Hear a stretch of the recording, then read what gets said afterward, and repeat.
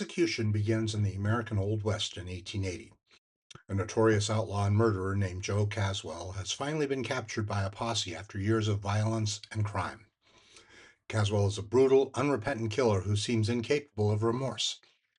The townspeople eagerly gather to witness his hanging. Just as the execution is about to take place, something extraordinary happens. In the year 1960, a scientist named Professor Mannion has invented a machine capable of pulling objects through time. When he tested it out, the machine accidentally locks onto Caswell at the very instant the trapdoor opens beneath him. Caswell vanishes from the gallows and materializes in the scientist's laboratory 80 years in the future. The scientist is astonished. He's achieved what seems impossible. He's transported a living human being across time. To him, Caswell is a historical curiosity and a scientific triumph. To Caswell, however, the modern world is incomprehensible.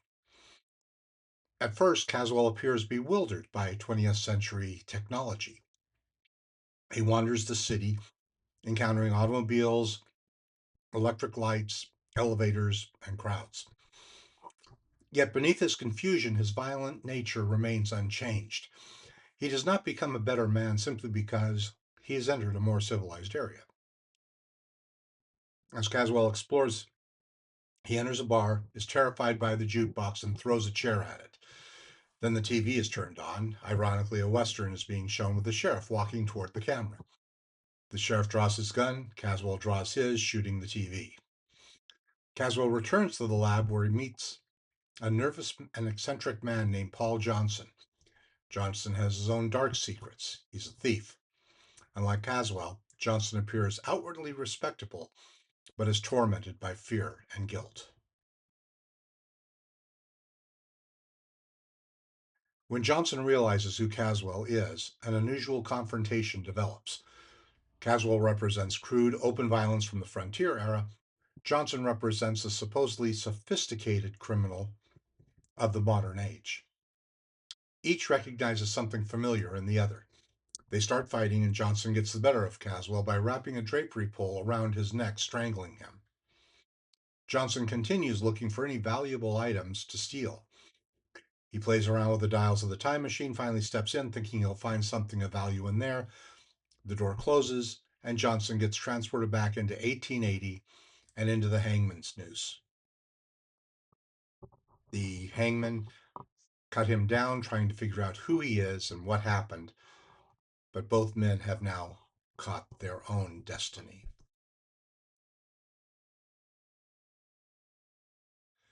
Russell Johnson was an American film and television actor whose career spanned nearly 5 decades. Although he appeared in dozens of movies and hundreds of television episodes, he remains best remembered for portraying Professor Roy Hinckley in the classic sitcom Gilligan's Island. Russell David Johnson was born on November 10, 1924, in Ashley, Pennsylvania. His father died when Russell was young, and he attended Girard College in Philadelphia, a boarding school established for fatherless boys. Before becoming an actor, Johnson served with distinction in the U.S. Army Air Forces during World War II. He flew 44 combat missions in the Pacific as a bombardier aboard B-25 bombers. In March 1945, his aircraft was shot down during a mission over the Philippines. Johnson suffered severe injuries, including broken ankles, and received the Purple Heart, along with several other military decorations. His wartime experiences later gave him a quiet dignity and professionalism that colleagues often admired. After the war, Johnson used the GI Bill to study acting in Hollywood. He began appearing in films during the early 1950s and quickly became a reliable character actor. His movies included This Island Earth, Rancho Notorious, Law and Order. He became especially popular in westerns and adventure programs, often portraying lawmen, military officers, and authority figures. Before Gilligan's Island, Johnson starred as Marshall Gibb Scott in the western series Black Saddle and appeared regularly in many of television's most popular shows. His guest appearances included, of course, The Twilight Zone, but also The Outer Limits, Alfred Hitchcock Presents, and Death Valley Days. In 1964, Johnson won the role that would define his career, Professor Roy Hinckley on Gilligan's Island. The professor was a castaway who could seemingly build anything from bamboo and coconuts. yet somehow could never quite get anyone off the island. The character became one of television's most beloved figures. Although Johnson initially hesitated to take the role, believing it might limit his career, the series became a cultural phenomenon. He later reprised his character in reunion movies, animated series, and the television film Surviving Gilligan's Island. For Twilight Zone fans, Johnson is remembered for starring in two notable episodes: Execution, where he played Professor Mannion, the inventor of the time machine, and Back There, 1961, portraying Lieutenant William Terrence, a man who travels back to the night of Abraham Lincoln's assassination. These appearances showcased his versatility before he became television's favorite professor. Johnson was married 3 times and had 3 children. Following the death of his son David from AIDS related complications, he became active in fundraising efforts for AIDS charities. He died of kidney failure on January 16th, 2014, at his home in Bainbridge Island, Washington, at the age of 89. Russell Johnson's career combined the qualities of a war hero, dependable character actor, and beloved television icon.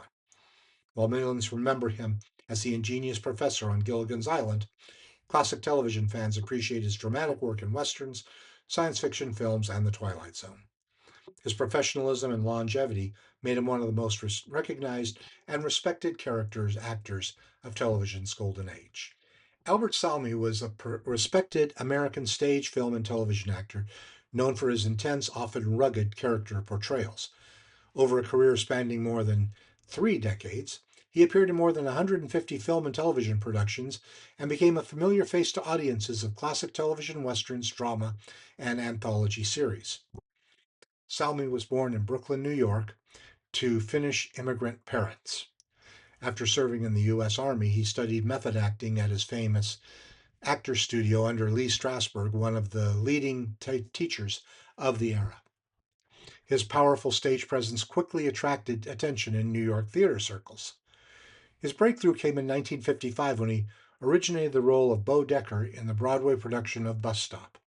Critics praised his performance and became one of the most promising young actors of the decade. Although he was offered the same role in the film adaptation, he declined, pursuing other opportunities instead. Salmi made an impressive film debut in Smetarikev, The Brothers Karamazov, alongside the stars of Yul Brynner and William Shatner. He followed that with a memorable role in The Bravados starring Gregory Peck. His performances earned him recognition as one of Hollywood's finest young character actors. Although successful in film, Salmi became better known for television.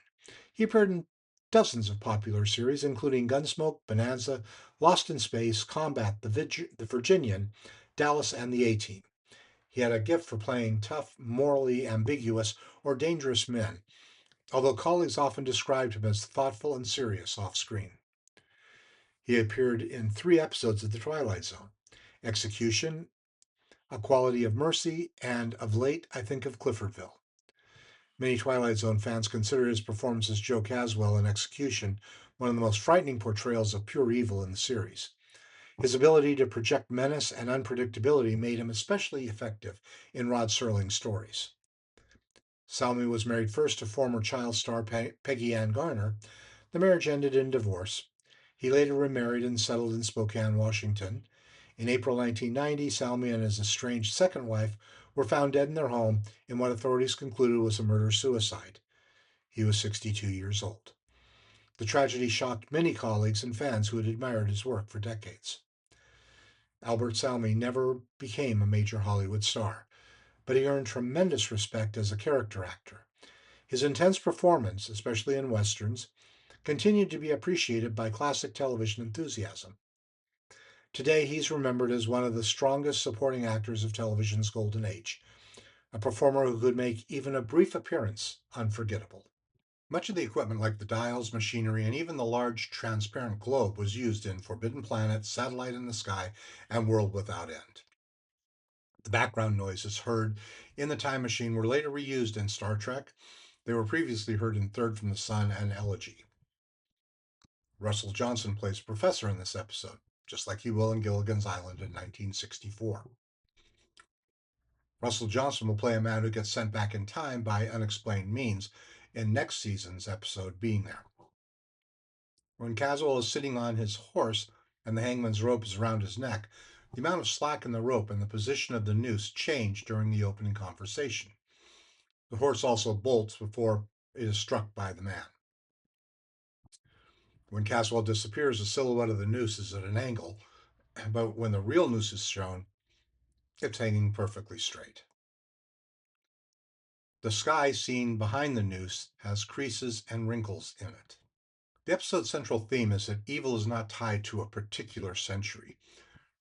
The scientists assume that moving Caswell into a more modern, advanced society might somehow neutralize him. Instead, the episode demonstrates that technology and civilization do not automatically improve human character. Caswell is just as dangerous in 1960 as he was in 1880. The settings change, but the man does not. The story argues that human nature often survives social progress. Scientific achievements may transform the world, but they do not necessarily transform the individual. The modern world provides itself on being more civilized than the frontier West. Yet the episode asks whether civilization truly makes people morally superior. Caswell is an obvious outlaw. His crimes are visible and direct. Johnson, however, is a product of modern society. He wears a suit, speaks politely, and hides behind appearances. Yet he's also a killer. The contrast suggests that society may become more sophisticated, but wrongdoing simply changes its form. The episode implies that moral corruption can exist beneath a polished exterior just as easily as beneath a cowboy hat. Both Caswell and Johnson seek ways to avoid punishment. The episode explores the ancient question of whether anyone can truly outrun the consequences of their crimes. Professor Mannion's invention is one of the greatest achievements in human history, yet he gives little thought to its ethical implications. The scientists are so excited by what they can do, they fail to consider whom they have brought into the world. This reflection is a recurring Twilight Zone theme. Technological progress without moral foresight can create new dangers. The machine itself is neither good nor evil. The problem lies with the people who use it. Like many Twilight Zone episodes, execution ends with a cosmic irony. Execution is unusual because its time travel plot is less important than its character study. Rather than focusing on paradoxes or futuristic technology, the episode examines two murderers from different eras and asks whether humanity has really changed. The story's lasting message is that progress in science, culture, and technology means little if human beings fail to progress morally. In the world of the Twilight Zone, a killer from 1880 can walk comfortably into 1960 because the darker side of human nature has traveled there already. The first time I ever saw this episode, I was taken because of the time travel motif. Now, when I look at it, I realize that the time travel motif is secondary to the character study that's going on in the episode. And the ironic twist of having Johnson strangle with a rope, a drapery pull, uh, makes it that much more ironic that somehow Caswell did not escape being strangled by a noose of some sort. And Johnson, by being a villain himself, ends up dying with a hangman's noose in a different century.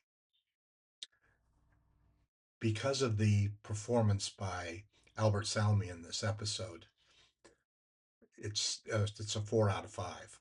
I'm not totally crazy about it, but I think his characterization and the way he plays that character as being pure evil elevates it. So please enjoy the episode because it is fun.